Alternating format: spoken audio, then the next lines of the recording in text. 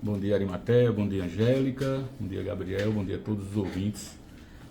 Que satisfação voltar aqui à Rádio Caturité. Está muito bonito os estúdios, fazia tempo que eu não tinha vindo aqui. É jurisdição estadual, né? É, estadual. Perfeito. Exceto João Pessoa. Perfeito. Fala como é que o sindicato tem acompanhado aí essa tragédia que aconteceu no último final de semana aqui em Campina Grande, esse sindicato que engloba os funcionários da CAGEPA. Com preocupação, muita preocupação, uma vez que nós estamos vivendo o ambiente de CAGEPA cotidianamente. Nós operamos o sistema 24 horas. Nós temos lá trabalhadores 24 horas nos ambientes de trabalho. Então, na condição de sindicato, na condição de empregado da empresa, nós ficamos preocupados, né? Você imagina o trabalhador que vive naquele ambiente e de repente, se aquela caixa, aquela câmara estoura no sentido contrário, né? Uma vida foi perdida e a gente se solidariza com a família porque vida é muito, não tem preço, né? Ou seja, se foi da vítima fatal ou se fosse de um empregado, um trabalhador, seria uma vida. Então a gente muito preocupado, triste, né? Mas a gestão e o governo do estado tem toda a responsabilidade de comunicar com a sociedade para tranquilizar a sociedade. Agora, então, os sindicalizados, os funcionários, apontavam para o sindicato para essa falta de maior frequência nas ações de vistoria e manutenção dos reservatórios de Campina e pela Paraíba fora. Havia ponderações que chegavam à entidade nessa direção? Na verdade, a entidade sindical, ela sempre informou para a gestão problemas decorrentes de ergonomia, né? Ou seja, periculosidade, insalubridade e ergonomia. São ações que o sindicato sempre acompanha. E quando a gente chega em alguns ambientes de trabalho, em que o trabalhador, em algumas situações, não tem uma cadeira para sentar. Ergonomia. Né? Onde a gente vai em alguns ambientes em que existe risco de choque elétrico, periculosidade. E em alguns ambientes insalubres. Então a gente faz o mapeamento e comunica à gestão.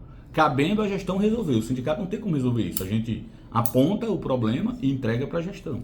Então a gente fez inúmeras patrulhas, que a gente chama de patrulha sindical, e comunicamos à gestão de que há problemas estruturais e em algumas situações os problemas são corrigidos, em outras situações licita para corrigir, faz licitação, né? E a empresa havia pelo menos no último informativo comunicado, havia contratado, na verdade, aberto o processo de licitação para contratação de empresas, no sentido de fazer recuperação das instalações, né? Esse processo de licitação, não sei em que pé está. Instalações nas instalações físicas da empresa.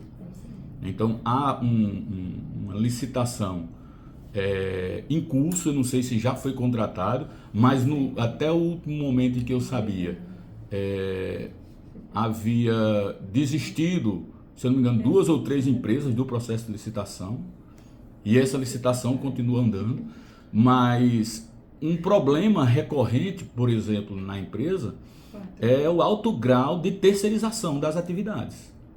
Né? Você tem muita terceirização, muito trabalhador hoje exerce outras funções que não suas funções originais, exatamente por conta do excesso de terceirização, né? Então, as pessoas falam, mas se fosse privado tinha resolvido. Não necessariamente.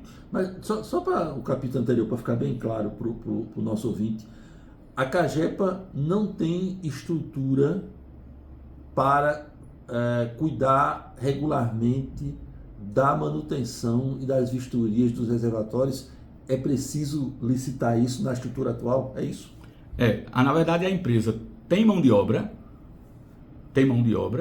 mas a maioria dos serviços são licitados para empresas terceirizadas.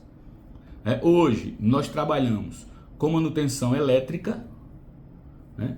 Algumas manutenções mecânicas, né? E vários outros serviços são terceirizados, né? Um exemplo disto foi aquele incêndio que aconteceu lá em Gravatar, né? Todo mundo deve lembrar, em 2019, quando houve aquela explosão lá em Gravatar, uma empresa terceirizada havia realizado o serviço de manutenção, né, pouco tempo antes, e posteriormente houve aquele incêndio, né, que a cidade ficou sem água um momento e tal. E a equipe que foi para dentro resolver foi a equipe primarizada, ou seja, os empregados. Nós fomos para lá, existem fotos, imagens, enfim, em que os trabalhadores do quadro efetivo foram para dentro resolver o problema. É bem verdade que o transformador daquela época foi emprestado pelo governo do Rio Grande do Norte, né, de Pernambuco, né, pela Compesa, e adiantou a solução do problema naquela época. Um outro grande exemplo da competência, por exemplo, do quadro dos empregados foi no momento em que a cidade esteve colapsando em relação à quantidade de água no açude de Boqueirão. Campina Grande ficou praticamente sem água. E naquele momento, quem é que estava trabalhando, operando? Nós, trabalhadores do quadro efetivo, né? Depois disso, o que é que a gente tem visto? Alto grau de terceirização, né? E esse alto grau de terceirização, não tenho a menor dúvidas que impacta na qualidade do serviço. E aí eu não estou criticando os trabalhadores da empresa terceirizada, mas pelo know-how de quem já está no ambiente de trabalho há tanto tempo. Por exemplo, você tem um trabalhador que tem 20 anos de experiência. Quando ele chega no ambiente, ele já detecta as coisas. Diferente, por exemplo, de um trabalhador terceirizado que não conhece o ambiente. Ainda vai procurar. Então, eu não posso ir para dentro deste problema, né, que foi essa tragédia lá na Prata, para dizer o que foi, o que é que aconteceu, porque realmente existe o corpo de peritos para avaliar o que de fato aconteceu. Mas assim, o ponto central me parece o seguinte: enquanto sindicato, a entidade foi comunicada por associados de que estava inexistindo manutenção nos reservatórios de Campina Grande? Não necessariamente nesse sentido, de dizer, olha, aqui tem uma rachadura, aqui tem... Não nesse sentido. O que comunica olha, nós temos um problema aqui, falta equipamento, falta isso, falta aquilo. A gente vai lá e verifica. Se a gente chega no ambiente e vê uma rachadura, a gente também comunica. Por exemplo, lá na estação de tratamento de água de Gravatar, né, quem conhece, quem já foi lá, no passado não tinha guarda-corpo, né, nos decantadores, nos filtros, que é uma estrutura de ferro para quando o trabalhador passar por ali, ele não cair, enfim, e tombar para dentro do decantador, enfim. Os visitantes, que vai muito aluno da UFCG, das universidades visitar, não havia guarda-corpo. Aquilo era um risco para quem ia visitar e para quem estava trabalhando. Nós entramos com ação interna, administrativa, denunciamos, e a CAGEPA providenciou guarda-corpo, assim como em outras situações. Houve um estouro de reservatório na Diogo Velho, acho que em 2020, em João Pessoa. Ali era um prenúncio, porque ali estava visível. Estava visível, né? Ali o sindicato já tinha de fato avisado, vai acontecer isso aí, hein? Os trabalhadores naquele momento falavam que sim, né? No caso lá de João Pessoa. No caso aqui de Campina Grande, não houve aviso nem para nós do sindicato. Tem um vazamento aqui, porque se tivesse, nós tínhamos ido lá. Houve a apresentação ontem na Assembleia de imagens do reservatório R9 de Santa Rosa, certo, feita pelo Sargento Neto. Também já houve, nesse caso também não houve nenhuma informação de que aquele reservatório está carecendo de manutenção. Naquele reservatório do R9, para você ter uma ideia, houve manutenção naquele reservatório há algum período. Só que a CAGEPA não utiliza aquele reservatório 100%. Não utiliza 100%.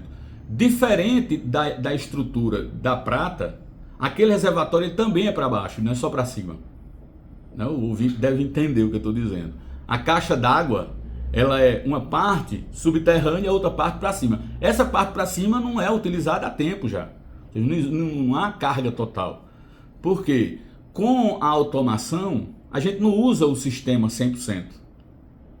Compreende? Ou seja, não é preciso usar a caixa com pressão total, com peso total dela. Então, o que você olha ali aparente, se tivesse, por exemplo, um risco de desmoronar, não teria risco de vazamento. Porque o que há de consumo, o que há de volume de água é mais para baixo do que para cima, né? Mas isso é uma questão que os técnicos da CAGEPA têm condições de responder. O que você tem visível ali é no teto. No teto, você vê muita rachadura ali no teto. Por quê? Porque você tem uma caixa d'água ali e tem pressão de água e tem calor.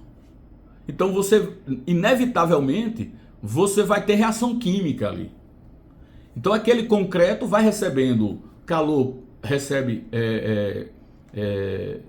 gases do cloro e corrói, né, a estrutura de concreto e aquela estrutura aparente. Uma grande preocupação que as pessoas têm é com o que ele vê. Né? Aí vê aquelas paredes manchadas, vê aquela parede com aquela marca preta ali e fica preocupado. Ferro exposto, naquela estrutura de cima. Aquilo é o menor dos nossos problemas. Aquilo não é o problema não está naquilo. Né? O problema estaria se fosse nas paredes da estrutura mesmo, tipo esse que aconteceu da prata, se houvesse rachadura aparente ali. Ali você ficaria mais preocupado. Isso não quer dizer que não haja necessidade de não se preocupar. Ah, sim. Por quê? Se o teto cai, você tem prejuízo.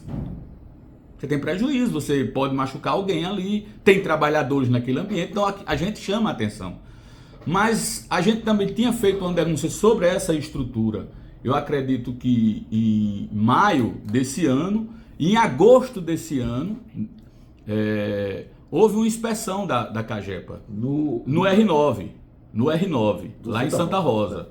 Então a gente já tinha reclamado, olha, tem esse concreto aqui tá com as ferragens aparentes, a malha tá aparente e tal, tem esse telhado aqui e tal, necessário corrigir. A gente já tinha feito essa atenção em relação a isso. Eu tenho que concluir.